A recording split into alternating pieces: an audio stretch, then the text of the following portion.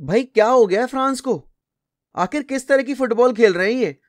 और क्या हो गया एम्बापे को, क्या हो गया डिडियर डेशैम को? ये कुछ चेंजेस ही लेके नहीं आना चाह रहे हैं। वही ब्रांड ऑफ फुटबॉल जो हमने 2016 के यूरोज में देखी थी। आज 6 साल बीत चुके हैं, वर्ल्ड कप 2022 आ रहा है। फ्रांस को हर कोई एक टॉप कॉम्पिटिटर या फिर मैं ये कहूं कि वो प्रबल दावेदार के तौर पर देखे जा रहे हैं। और फ्रांस कल रात में डेनमार्क के आगे घुटने टेक कर नेशंस लीग के ग्रुप स्टेज से ही बाहर हो गया, एलिमिनेट हो गया। But before moving ahead, let me tell you one thing that this video is sponsored by 12th Man Fantasy App. Fantasy app का आप सबको पता है, कुछ नहीं करना होता है। वहाँ पर आपको जाके अपनी टीम बनानी है। आपको पर मैच के हिसाब से 11 प्लेयर सिलेक्ट करने हैं उन दोनों टीमों में से, और आपको पेड कॉन्टेस्ट ज्वाइन करने का मौका मिल रहा है जहाँ पर आप बहुत भारी भरकम प्राइजेस जीत सकते हैं। सजेस्ट मैं आपको ये करूँगा कि आप इनके जो मेगा कॉन्टेस्ट होते हैं वो ज्वाइन करें। और वहाँ पर भाई देखो, ये एक लीगल ऑथराइज्ड ऐप है, इसमें फ्रॉड का कोई भी कंडीशन नहीं है, कोई भी चांस नहीं है। तो आप बेफिक्र होकर इस ऐप पर जाकर पार्टिसिपेट कर सकते हैं। So without wasting any more time, head over to the link given in description and download the app now.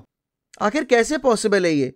अगर आप फ्रांस के स्क्वाड डेप्थ को देखेंगे तो आपको लगेगा कि यार ये टीम इतनी केपेबल है कि ये 3 टीमें खड़ी कर सकती है। क्योंकि अगर मैं नाम लेना शुरू करूंगा तो आप गोलकीपिंग डिपार्टमेंट में देखोगे कि आपके पास ह्यूगो लॉरिस है, आपके पास लाफोंत है, आपके पास एरियोला है। फिर डिफेंस में आपके पास पावार्ड है, आपके पास जॉनथन क्लाउस है, वरान है, किम्पेम्बे है, सलीबा है, बादिशाल है, आपके पास उपमकानो है, लूकास हर्नांडेज है, थियो हर्नांडेज है, वेस्ली फोफाना है, लॉन्गले है, इवन उमितिति का भी नाम आप डाल सकते हो। उसके बाद मिडफील्ड में आपके पास पोग्बा है, कांटे है, रेबियो है, चुआमेनी है, कामाविंगा है, गुआंदूजी है। उसके बाद अटैक में आपके पास ऑप्शंस ही ऑप्शंस है। आपके पास ग्रीजमान है, एनकुंकू है, बेंजिमा है, लेमार है, डेम्बेले है, जिरू है, और आपके पास एम्बापे है। अब आपके पास अगर इतनी ज़्यादा क्वालिटी है तो आप कैसे ऐसी lethargic brand of football present कर सकते हो? आपने पिछले 5 गेम में सिर्फ 1 विक्ट्री हासिल की है, वो भी ऑस्ट्रिया के अगेंस्ट आपने जो पिछला गेम अपना जीत लिया। उसके अलावा आपने 2 गेम हारे हैं और आपने 2 गेम ड्रॉ खेले हैं। आखिर ये कैसे पॉसिबल है कि एक ऐसी टीम जो इतना शानदार परफॉर्मेंस दे सकती है या जिसके पास इतने ज़्यादा अटैकिंग थ्रेट्स हैं, वो गोल स्कोर कर पाने में नाकामयाब रही है इतने लंबे टाइम से? आप देखो कि काउंटर अटैकिंग फुटबॉल जो 2016 के यूरोज में हमने देखी और जिसके बलबूते पर फ्रांस फाइनल तक गई थी यूरोज के, अल्टीमेटली वो पोर्चुगल से हार गए थे। वो 2018 के वर्ल्ड कप में वही फुटबॉल लेकर आए और अल्टीमेटली वो जीत गए। लेकिन वो हमें ध्यान में रखना पड़ेगा कि उस टीम के पास जो प्लेयर्स थे वो हंग्री थे जीतने के लिए। उस टीम में ईगो इशू इतने ज़्यादा नहीं थे। 2018 से 2022 आ चुका है। अगर आप देखें तो कंट्रोवर्सीज के नाम पर बहुत सारे नाम निकल कर आएंगे, जिसमें पोग्बा का नाम आएगा, जिसमें एम्बापे का नाम आएगा, जिसमें और भी बहुत सारे आप कंट्रोवर्शियल जो नेम्स हैं वो ले सकते हैं। और फिर बात आती है कि आखिर मैनेजमेंट किस तरीके से इवॉल्व किया इन 4 सालों में अपने गेम को, तो आप कहोगे ना के बराबर इंप्रूवमेंट हुई है, बल्कि डिग्रेड और हो गई है। और आप ध्यान में रखिए कि डेनमार्क वही टीम है जिसको खेलना है इनके साथ ही वर्ल्ड कप वाले ग्रुप में भी। इनको टूनीशिया से भी खेलना है और इनको ऑस्ट्रेलिया से भी खेलना है। और जिस तरह से फ्रांस खेलती आ रही है ना, वो इनके लिए एक चिंता का सबब बनेगा। क्यों मैं ये बात कह रहा हूं? क्योंकि सबसे पहली चीज तो उनको प्लान ही क्लियर नहीं है कि उनको बैक 3 के सिस्टम में खेलना है या उनको बैक 4 के सिस्टम में खेलना है। प्लस उनके पास इस वर्ल्ड कप में प्रोबेबली पॉल पोग्बा की अवेलेबिलिटी नहीं होगी। पॉल पोग्बा भले ही क्लब फुटबॉल में चाहे जैसा भी खेलते हो, लेकिन जब भी वो फ्रांस नेशनल टीम के लिए खेलते हैं तो उनका एक परफॉर्मेंस लेवल अलग लेवल का दिखता है हमें। और ये एक चीज़ है कि क्यों अभी एम्बापे या फिर बाकी प्लेयर्स जो हैं वो इतना स्ट्रगल कर रहे हैं, क्योंकि गेम को रन करने वाला जो इंजन है या फिर मैं ये कहूँ जो प्रॉपर बॉक्स टू बॉक्स वाला प्लेयर है वो आपका अभी नहीं खेल रहा है। हाँ, कामाविंगा is playing very well for real Madrid, लेकिन फ्रेंच नेशनल टीम का जो सेटअप है, जो ब्रांड ऑफ फुटबॉल है, वो पॉल पोग्बा को ज़्यादा सूट करता है। वो फ्रीडम पॉल पोग्बा को ज़्यादा सूट करती है। प्लस कांटे भी अनअवेलेबल हैं इस पॉइंट ऑफ टाइम पे, तो चुआमेनी के कंधों पे ज़्यादा जिम्मेदारी आ गई है। लेकिन भाई आपको ये समझना पड़ेगा कि ये जो एम्बापे के अराउंड बिल्ड करने का जो हुआ है ना, ये जो एक तरीके से या फिर मैं ये कहूँ ये जो अर्ज है कि एम्बापे के अराउंड ही टीम बिल्ड करनी है, ये कहीं ना कहीं फ्रांस को ले डूबेगी। और क्यों? इसकी मेन वजह यह है कि Mbappe was not the target man, या फिर Mbappe was not the only player जिसको फीड करने की रिस्पॉन्सिबिलिटी थी 2018 के वर्ल्ड कप में। और एम्बापे थ्राइव भी इसीलिए किया था बिकॉज ऑल दो एवरीवन न्यू कि एम्बापे क्या प्लेयर है, क्या क्वालिटी है उसके पास। लेकिन उस टीम में और भी अलग अलग इंपॉर्टेंट फैक्टर्स थे।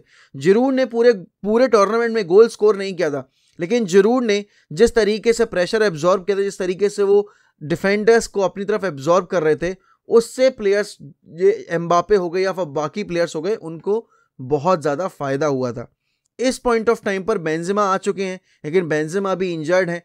हम सभी ने देखा कि यूरो 2020 में जब ये टीम उतरी थी तो स्विट्जरलैंड के अगेंस्ट 2 गोल की लीड भी उन्होंने बॉटल कर दी थी। 3-1 की लीड के बाद उन्होंने 3-3 करवा लिया था।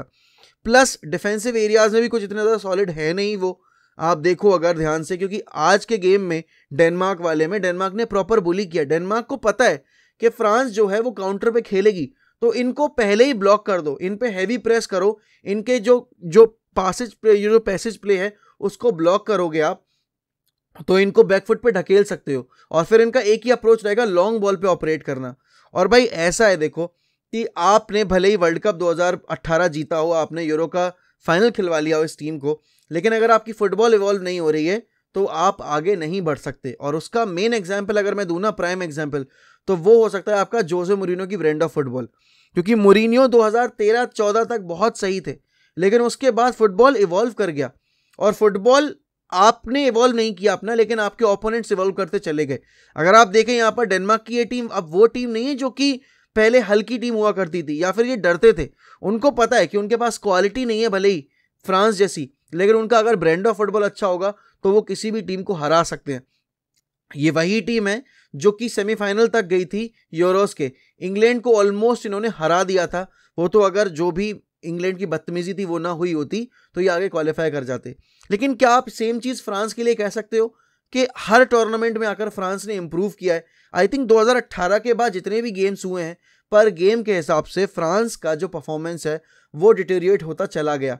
और इसके पीछे की मेन वजह यह है कि प्लेयर्स के बीच की जो अंडरस्टैंडिंग थी वो कम होती चली गई, प्लेयर्स के बीच के जो डिफरेंसेस थे वो बढ़ते चले गए। अब इस पॉइंट ऑफ टाइम पर अगर मैं 2020 वाले यूरो के इंसिडेंट की बात करूं, जब स्विट्जरलैंड के हाथों इन्होंने शिकस्त झेली और ये बाहर हो गए थे, तब रेबियो और पॉल पोग्बा वाली कंट्रोवर्सी निकल कर आई थी। व्हेन रेबियो की मॉम ने बोला था कि हम हारे हैं तुम्हारी वजह से, तुम्हारी लड़की की वजह से, और उधर से पॉल पोग्बा की मॉम करी थी कि नहीं रेबियो इतना खराब खेला, इसकी वजह से फ्रांस हार गई। फिर वहाँ पे एम्बापे पे भी ब्लेम डाला गया कि एम्बापे ने पेनल्टी मिस कर दी। लेकिन आखिर ये चीज़ हो क्यों रही है और इतनी ज़्यादा कंट्रोवर्सी की वजह क्या है? इसकी वजह यह है कि प्लेयर पावर जब ड्रेसिंग रूम के अंदर बढ़ जाता है तब मैनेजर का जो से है टीम में वो कम हो जाता है। At this point of time I don't think कि डिडियर डेशॉम्स के पास एक उस तरह की पावर है जो 2018 के टाइम पर हुआ करती थी जब प्लेयर्स उनकी सुनते थे। क्योंकि आज के टाइम में एम्बापे पीएसजी के अंदर जिस तरीके का डोमिनेंस रखते हैं वो कहीं ना कहीं उनके फ्रांस नेशनल टीम के एटीट्यूड पर भी रिफ्लेक्ट करता है। और अभी आप सबको पता है कि आपका एडवर्टाइजमेंट इमेज राइट्स को लेकर भी एम्बापे का बहुत बड़ा लोचा चल रहा है फ्रांस उसके एफए से। तो ये सारी चीज़ें भाई जब एक फुटबॉलर में आ जाती है ना, ये जब ईगो आ जाता है तब कहीं ना कहीं उसका गेम जो है वो उस लेवल का नहीं रहता जैसा आप पिछले कुछ पीरियड में देखते आए थे या फिर जैसा उससे एक्सपेक्ट किया जा रहा है। ऑल्सो ग्रीजमान को प्रॉपर तरीके से यूज नहीं किया जा रहा है। अगर फ्रांस 2018 के वर्ल्ड कप में इतनी सक्सेसफुल थी या फिर 2016 के यूरोज में इतनी सक्सेसफुल थी तो उनका मेन रीजन ये था कि ग्रीजमान को फ्रीडम दे रखी थी। इस पॉइंट ऑफ टाइम पर ग्रीजमान को होल्ड कर दिया गया है, ग्रीजमान को अच्छे से यूज नहीं किया जा रहा है। वो कहीं ना कहीं बेंजेमा के आने से हैम्पर हुई हैं चीज़ें। लेकिन आप ये भी नहीं कह सकते कि बेंजेमा स्टार्ट करना डिजर्व नहीं करते, बेंजेमा इन्वॉल्व होना डिजर्व नहीं करते, क्योंकि जिस दिन से बेंजेमा वापस आए हैं कहीं ना कहीं बेंजेमा ने जो बार था परफॉर्मेंसेस का वो अप कर दिया। लेकिन पता है मेन प्रॉब्लम क्या है? जब आपके पास इतनी ज़्यादा क्वालिटी होती है ना तो आपको बेस्ट 11 चुनना बहुत मुश्किल लगता है। और वही ये चीज़ है कि हर मैच में हिट एंड ट्रायल मेथड खेल कर ये जो वर्ल्ड कप से पहले इन्होंने ट्रायल्स दिए हैं ना बाकी सारे प्लेयर्स को, चाहे वो बैदरशील हो, चाहे वो किम्पेम्बे हो, चाहे वो उपमकानो हो, फोफाना हो, सारे प्लेयर्स, ठीक है ना, इन सब की ये जो एक्सपेरिमेंट्स हुए हैं उसकी वजह से किसी भी प्लेयर की किसी अपने टीममेट से सिनर्जी बैठ नहीं पाई है। एक परफेक्ट स्क्वाड जो होता है ना एक वर्ल्ड कप विनिंग टीम का या फिर एक टूर्नामेंट विनिंग टीम का, वो हमें क्लियर ही नहीं है कि आखिरकार फ्रांस का बेस्ट 11 क्या है। लेकिन अगर मैं अपने एंड से बात करूं कि मेरे लिए फ्रांस का बेस्ट 11 क्या होगा, तो मैं शुरू करूंगा भाई लॉरेस इन द गोल। उसके बाद भाई आपके राइट बैक पर बेंजामिन पवार्ड आ गए। आपके जो सेंटर बैक्स हैं वो आपके राफेल वरान और आपके विलियम सालिबा को खिला सकते हो आप, या फिर आप खिला सकते हो लूकास हर्नांदेस को। ये दो आपके सेंटर बैक्स हो गए अगर आप बैक फोर के सिस्टम में जा रहे हो। और आपका लेफ्ट बैक हो गया आपका थियो हर्नांडेस। मिडफील्ड में अगर मैं आऊंगा, पॉल पॉगबा तो ऑलरेडी वर्ल्ड कप से बाहर है, तो कांटे और आपके चुआमेनी को उस रोल में डालूंगा मैं। और फिर आपका नंबर 10 रोल में आ जाएगा ग्रीजमान, क्योंकि वो उसी रोल में ऑपरेट करवा रहे हैं उसको। उसके बाद फिर आपकी विंग पे आ गए डेम्बेले, सेंट्रली आपके एम्बापे आ गए, या फिर आप कह सकते हो कि बेंजेमा को आप सेंट्रली खिलाओगे और एम्बापे को आप लेफ्ट विंग पे डालोगे। लेकिन जो सिस्टम खिलाता है डिडियर डेशम्स वो है आपका 3-5-2 का सिस्टम या फिर 3-4-1-2 का सिस्टम। तो उस सिस्टम में आपकी जो बैक थ्री है वो हो गई आपकी जूल्स कुंडे, वो फिट हो जाते हैं तो वरान, एंड फिर आप खिला सकते हो सलीबा या फिर लूकास हर्नांदेस में से किसी एक को भी। फिर आपके विंग बैक के रोल में आपके पवार्ड और आपके थियो हर्नांदेस ही खेलेंगे। मिडफील्ड में आपके जो दो ऑप्शन है वो फिर हो गए आपके कांटे और चुआमेनी, या फिर आप चुआमेनी और कामाविंगा को भी यूज कर सकते हो। क्यों? क्योंकि आपके पास बैक थ्री खेल रही है आपके पास अब यहाँ पर जो बैक फोर वाला ऑप्शन है, तो उसमें आपको कांटे का अगर वर्क रेट नहीं भी मिलेगा तो भी काम चल जाएगा, because Tchouameni is playing really well. उसके बाद अगर मैं नंबर 10 या फिर मैं एक तरीके से शेडो स्ट्राइकर वाले रोल में देखता हूं, जो कि थोड़ा पीछे खेल रहा है, उसमें आप एनकुंकू को डाल सकते हो या फिर आप ग्रीजमान को डाल सकते हो।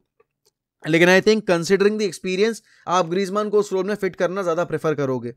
फिर आपकी बात आती है आगे फ्रंट जो आपके दो प्लेयर्स खेलेंगे, तो भाई वो आपके बेंजेमा और आपके एम्बापे हो गए। अब आप ये सोचो कि इस 3-4-1-2 के सेटअप में ना तो आपका डेम्बेले यूज हो रहा है, ना आप एनकुंकू यूज कर सकते हो, तो फिर आपका जो अटैकिंग थ्रेट्स है ना वो आपके न्यूमेरिकली बहुत कम हो जाते हैं। प्लस आपका मिडफील्ड में भी आपको कम ऑप्शंस मिलेंगे, क्योंकि आपको विंग बैक के रोल में प्रॉपर जो आपके फुल बैक्स हैं या विंग बैक्स हैं उनको यूज करना पड़ेगा।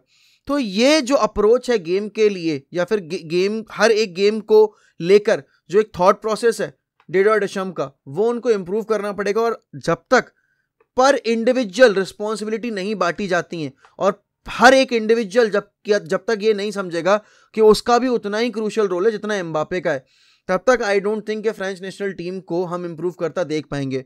एंड देखो यार, स्क्वाड के बेसिस पर गेम्स नहीं जीते जाते, गेम्स जीते जाते हैं जब आप फील्ड पर उतरकर परफॉर्मेंसेस देते हो। और क्या वो परफॉर्मेंसेस अभी एक्सपेक्ट कर सकते हो फ्रांस से?